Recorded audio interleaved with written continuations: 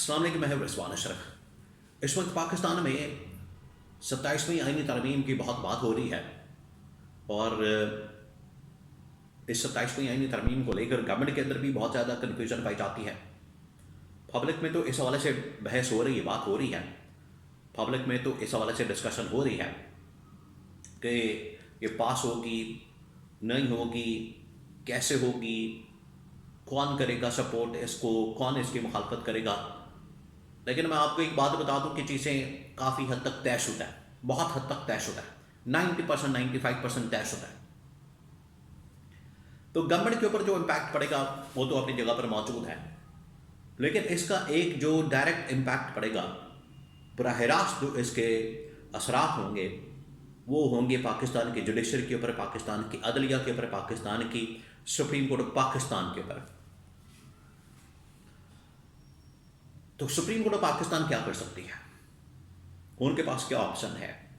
इस हवाले से क्या पहले ही इक़दाम किए गए हैं। इमरान खान जो कि बार बार कहता है सुप्रीम कोर्ट ऑफ पाकिस्तान अदलिया का महाज इस्तेमाल करने के लिए, अदलिया के महाज के ऊपर बात करने के लिए, सुप्रीम कोर्ट में बात करने के लिए, इसको कैसे कंट्रोल किया जा रहा है, इसके हवाले से बहुत अहम तरीन मालूमात, बड़ी अहम तरीन 2-3 खबरें और कुछ एनालिसिस वो आपके साथ में शेयर करता हूँ। सबसे पहले मैं आपको ये बता दूं कि ये जो तरमीम आ रही है, इस तरमीम के अंदर जहाँ पर ये बात हो रही है इस्टेब्लिशमेंट के मतलब, फौज के मतलब, फील्ड मार्शल के मतलब, उनके रोल के मतलब, आज के दौर के तकाज़ों के मुताबिक, फिर उनके डिफेंस बजट के मतलब, NFC अवार्ड के मतलब, बाकी तमाम चीज़ों के मतलब बात हो रही है। लेकिन जो अहम तरीन नुक्ता वो है सुप्रीम कोर्ट पाकिस्तान के मतलब कि एक पैरेलल सुप्रीम कोर्ट पाकिस्तान यहाँ पर खड़ी की जा रही है, जो कि 26वीं आईनी तरमीम के अंदर इनका कॉन्सेप्ट था। 26वीं आईनी तरमीम के अंदर इन्होंने ये लाजमी करवाना था, इनके पास ऑलरेडी उस वक्त ये आइडिया था, लेकिन कुछ रुकावटें आ गई, मौलाना भी अड़ गए, कुछ और लोग भी अड़ गए, जिसकी वजह से जो सुप्रीम कोर्ट के मतलब तरमीम उस वक्त शामिल की जा रही थी 26वीं तरमीम के बाद आइन के अंदर, वो नहीं की जा सकी। लेकिन आधी हो गई, आधी के ऊपर काम नहीं हो सका, अमल दरामद नहीं हो सका, शिक नहीं लाई जा सकी। आज उसको भी पूरा किया जा रहा है। वो क्या है? वो ये है कि 26वीं आईनी तरमीम में आपको बताया कि यहाँ पर एक आईनी बेंच बना दिया गया। आईनी बेंच बनाने के बाद सारे के सारे जितने मामलात हैं वो चले गए आईनी बेंच के पास, रियासती हुकूमती। अब आईनी बेंच के बजाय पूरा आईनी अदालत का एक ढांचा, स्ट्रक्चर खड़ा करने की उस वक्त भी बात हो रही थी, और आज भी ये कहा जा रहा है कि पूरा आईनी अदालत का एक स्ट्रक्चर ढांचा खड़ा कर दिया जाए, बजाय आईनी अदालत के या आईनी बेंच के आईनी अदालत बना दी जाए। जिसके बाद ये जो मौजूदा इस वक्त जजेस हैं ये सारे के सारे फारग हो जाएंगे, बिल्कुल बेकार बैठ जाएंगे। इनके पास इख्तियारात, आजकल बड़ा एक मजे का जुमला चल रहा है कि इन जजेस के पास फिर दुआ या बददुआ देने का इख्तियार होगा, और इसके अलावा इनके पास कोई इख्तियार नहीं होगा। जब साइलिन आएंगे, वकला आएंगे इनसे इंसाफ मांगने के लिए, तो या तो फिर ये दुआ दे सकेंगे या बददुआ दे सकेंगे, या फिर इवन के इनके पास जो केसेस आ सकते हैं तलाकों के या तलाकों के केस आ सकते हैं। इसके अलावा इनके पास कोई केस नहीं आ सकता। सारे के सारे जो केसेस हैं वो चले जाएंगे आईनी अदालत के अंदर, और वहाँ पर कहा जा रहा है कि आईनी अदालत के सरबराह के लिए कादी फाइज ईसा का नाम, जो कि साबिक चीफ जस्टिस, जिन्होंने तबाह की सहूलतकारी की गवर्नमेंट के लिए और अब गुमनामी में चले गए हैं, उस वक्त भी उनको अंदाज़ा हो गया था, उस वक्त ही अंदाज़ा हो गया था कि अवाम इनके साथ क्या करने वाली, पाकिस्तान में इनके साथ क्या हो सकता है, जिसकी वजह से ये पाकिस्तान छोड़ के चले गए। अब गुमनामी में ज़िंदगी गुजार रहे हैं, इनको पता चल गया था कि इनके साथ क्या हो सकता है। तो अब इनको दोबारा ला के पाकिस्तान में एक बार फिर से उनका नाम आ रहा है, एक बार फिर से उनका नाम गर्दिश में है, सर्कुलेट हो रहा है कि उनको आईनी अदालत का सरबराह बनाया जा सकता है। इसका मतलब है कि उसके अंदर ये शामिल किया जाएगा कि या तो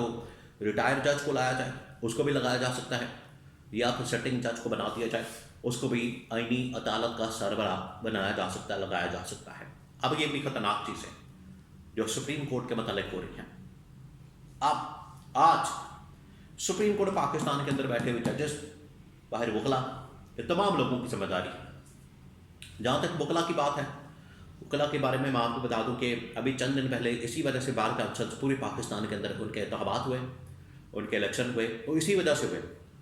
ताकि ये इलेक्शन करवा दिए जाए, इलेक्शन मुकम्मल हो जाए पाकिस्तान में। इलेक्शन के बाद ये कम अज़ कम यहाँ पर कोई ऐसी बात ना रहे, ऐसी चीज़ ना रहे, और वकला को अपने साथ मिला लिया जाए, अपनी मर्ज़ी के ऊपर लोग बिठा दिए जाए, अपनी मर्ज़ी की बार काउंसिल मुंतखब करवा ली जाए, अपनी मर्ज़ी के वहाँ पर बॉडीज़ और लोग बिठा दिए जाए, ताकि अगर किसी स्टेज के ऊपर, क्योंकि उनको पता था कि हमने सुप्रीम कोर्ट के मुतालिक भी तरमीम करनी है, सुप्रीम कोर्ट के मुतालिक भी हमने शिकायत लानी है, आर्टिकल्स लाने हैं, तो अगर किसी स्टेज के ऊपर इनकी जानब से कोई तहरीक आती है, इनकी जानब से कोई एहतजाज होता है, या इनकी जानब से कोई मूवमेंट शुरू होती है, उसको कंट्रोल किया जा सके आसानी के साथ। ये था मकसद तरमीम से पहले बार काउंसिल्स के इंतखाबात पाकिस्तान भर में। लेकिन वकला आज भी बात कर रहे हैं। मैंने भी कुछ वकला से बात की, सीनियर कानूनदान, सीनियर वकला, सीनियर लॉयर सुप्रीम कोर्ट के, हाई कोर्ट्स के, और उन्होंने कहा कि ये इस वक्त हमें हर हाल में इसके खिलाफ खड़ा होना, क्योंकि जब जजेस ही हुकूमती जजेस होंगे हुकूमत की सहूलतकारी करने के लिए, तो फिर वकला तो बिल्कुल बेवकूफ़ हो जाएंगे, वकला तो घरों में बैठ जाएंगे, वकला का तो काम ही ख़त्म हो जाएगा। इंसाफ दिलवाना, इंसाफ के लिए काम करना, जद्दोजहद करना, मेहनत करना, एफर्ट करना, ये वकला का काम है। जब ये बीच में से एलिमेंट ही निकाल दिया जाएगा, वकला फिर क्या करेंगे? वकला तो बिल्कुल ही फट्टे पे आ जाएंगे, पहले ही बेचारे फट्टे पे होते हैं, वो तो फट्टे से भी निकल जाएंगे फिर। ये वकला कह रहे हैं, और वो कह रहे हैं कि जजेस को हमें अपने साथ मिलाना है हर हाल में। और इमरान खान इसी वजह से कहता था कि जजेस को स्टैंड लेना चाहिए। और आज भी कुछ जजेस हैं सुप्रीम कोर्ट पाकिस्तान के अंदर, justice Munib Akhtar, justice Athar Minallah, justice Mansoor Ali Shah, फिर ये इस्लामाबाद हाई कोर्ट के अंदर justice Mohsin Akhtar Kayani, justice Babar Sattar, justice Ishaq Khan, Ejaz Ishaq Khan, justice Saman Rafat, justice Tariq Mahmood Jahangiri, ये वो जजेस हैं जो कि इंसाफ की खातर, आइन की खातर, कानून की खातर, आइन की खातर खड़े हो सकते हैं। और इनको चाहिए कि ये डट जाए, इमरान खान के हक में फैसला करें, बाहर निकालें और मिलकर तहरीक चलाएं इस गैर कानूनी, गैर आइनी तरमीम के खिलाफ।